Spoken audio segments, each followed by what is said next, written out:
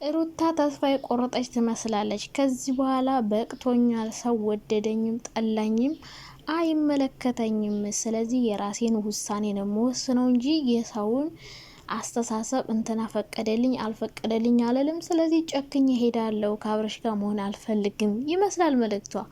ሌላ ደግሞ አብረሽ ሩታን ሊበቀላት ነው እንጂ የእውነት ከሩታ ጋር መሆን ፈልጎ አይደለም። ስለዚህ ሩታ ባለፈው ያደረገችበትን ነገር መልሶ እሷ ላይ ማድረግ ፈልጓል እያላችሁ ብዙ አይነት አስተያየት እየሰጣችሁ ነው።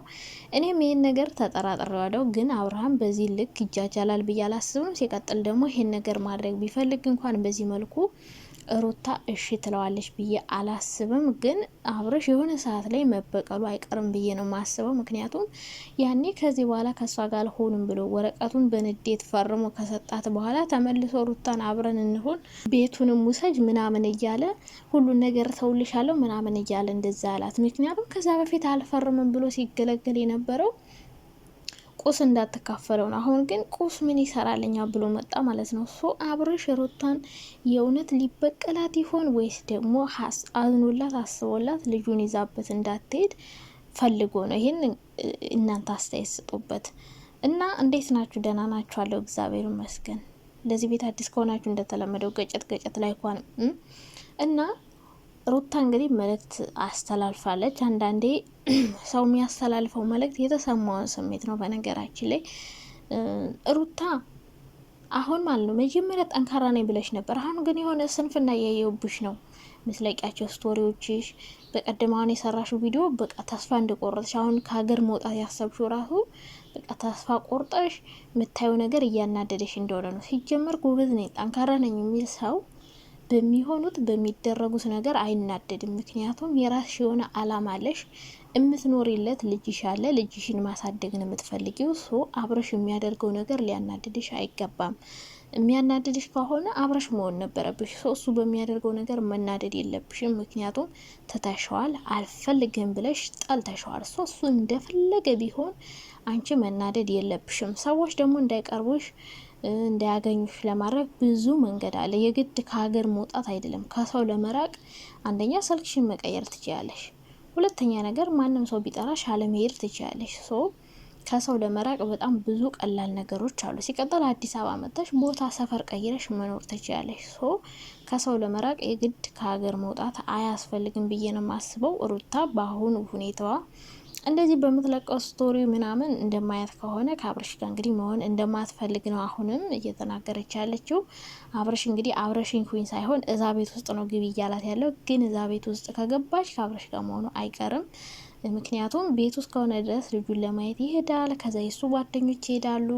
አሁን እሱ ብቻ ሳይሆን እሱ ሄዳል አይደለም ግን እሱ መሄድ ብቻ ሳይሆን እሱ ከሱ ጀርባ የሚሄዱ አብረው ብዙ አሾክሻኪዎች አሉ። ብዙ ጅራት አለው። ጅራት ያለው ሰው ነው አብረሽ። በነገራችን ላይ ጅራቱን አስከትሎ ስለሚሄድ ለሩታ ኮንፈርት አይሰጣትም። ገባች አይደለ? እዛም ቤት መኖር አለባት ብዬ አላስብም።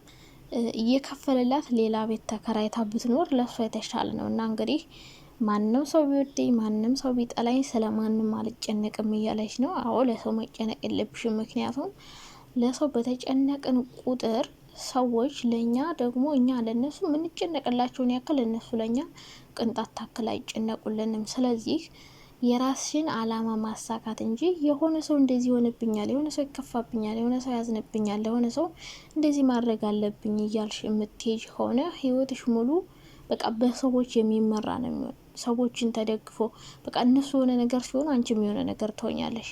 ገባሽ አይደለ? ስለዚህ ሰው ይወደኛል ብለሽ የሆነ ነገር ማድረግ፣ ሰው ይጠላኛል ብለሽ የሆነ ምክንያቱም በአሁን በፊት ባለው ህይወትሽ መማር አለብሽ። ገብቶሻል? አሁን በፊት ለአብረሽ እሱን ላለማጣት ብለሽ የከፈልሽው ነገር ቤተሰቦችን አተሽ፣ ራስሽን አተሽ፣ ክብርሽን አተሽ ግን አልሆነም። ስለዚህ ከዚህ በኋላ ለሰው መኖር አለብሽ ብዬ አላስብም። ለልጅሽ መኖር አለብሽ። ሲቀጥል የግድ ከሀገር መውጣት አስፈላጊ ነው ብዬ አላስብም።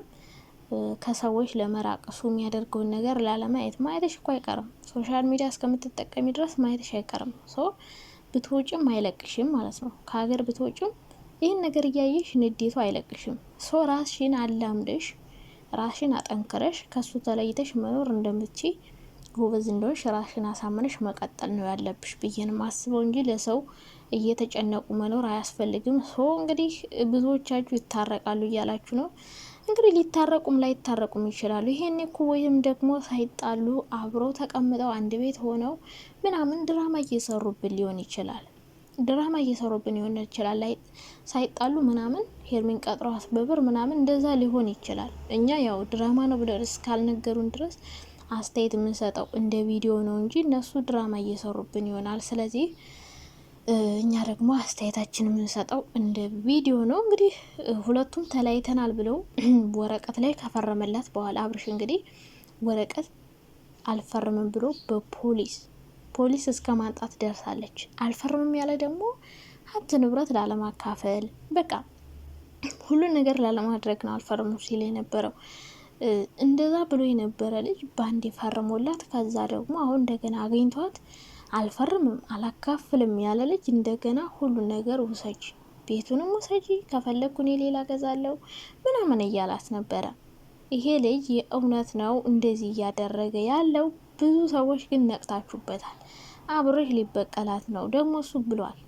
ከዚህ በላይ አስለቅሰሻለሁ ብሏት ነበር የሆነ ቪዲዮ ላይ ከወንድሟ ጋር ያኔ እውነቱን የነገረችው ጊዜ ታለቅሻለሽ፣ ከዚህ በላይ ላደርግሽ ይችላለሁ ብሏት ነበረ። ስለዚህ አብርሽ አረሳስቶ ምናልባት ከሄርሚ ጋር በሚያደርገው ነገር ካልተናደደችለት አረሳስቶ ሊበቀላል ነው ብዬ ነው ማስበው። አረሳስቶ የሆነ ነገር ያደርጋል ብዬ አስባለሁ። አብርሽ በቀላሉ ሩታን ይተዋታል ብዬ አላስብም። ምክንያቱም ባለፈው ሲፎክር ነበረ እበቀልሻለሁ፣ እንደዚህ አደርጋለሁ እያለ ብቻ ብዙ ነገሮችን ሲናገር ነበረ። ስለዚህ አብርሽ ሊበቀላትም ሊሆን ይችላል። ቤቱ ግቢ ምናምን ካለ በኋላ ሌላ ነገር ሊያደርግ ይችላል። ግን አብርሽ እንደዚህ አድርገህ ከተበቀልክ የምትለማመጣት ምናምን የምትሉ ሰዎች ደግሞ ለልጁ ብሎ ነዋ። ምክንያቱም የእሱ ልጅ እስከሆነ ድረስ በሱስም እስከሚጠራ ድረስ መጥፎ ልጅ ሊባል አይገባም። ይሄ ልጅ የሆነ መጥፎ ሰው እንኳን ቢሆን መጨረሻ የእነሱ ውጤት ነው የሚባል ልጅ የእናት አባት ውጤት ነው። እናት አባቱ እንደዛ እያሉ አሳድገው በቀር ጥሩ ሊሆን ነው የሚባል ሰው ለልጁ ብሎ ሊሆን ይችላል የሚለማመጣት አንደኛ። ሁለተኛ ነገር ደግሞ ሄርሜላ ጋር ሆኖ ምንም ደስተኛ ሊሆን አይችልም። ምክንያቱም ሚስቱን ትቶ ሌላ ሰው ጋር ሆኖ ብዙ ሰው እያወካ ቤተሰብ ሳይፈቅድለት ሳይወድለት ከሷ ጋር እንዲሆን እየፈለጉ ግን ሌላ ሰው ጋር ሆኖ ምናምን ደስተኛ ሊሆን አይችልም በጭራሽ። ስለዚህ አብርሽ አንደኛ ሊበቀላት ይሆናል ሩታን። ሁለተኛ ነገር ደግሞ ለልጁ አስቦ ሊሆን ይችላል የእውነት። ምክንያቱም ልጁን ሁሌ ማግኘት አይችልም። ይዛበት ከሄደች ምናምን ትሄዳለች ብሎ አይደለም፣ ግን ደግሞ ሌላ ቦታን ብትሄድ ልጁን የሚያገኝበትን መንገድ እያመቻቸ ይሆናል። አብረሽ ሁኝ እኮ አይደለም እያለ ያለው በቃ እዛ ቤት ሁኚ ልጃችን እናሳድግ ነው፣ አትይዥ ነው ጥያቄው። እንግዲህ አይታወቅም፣ በቀለም ሊሆን ይችላል፣ የእውነት ለሱ አስቦላትም ሊሆን ይችላል።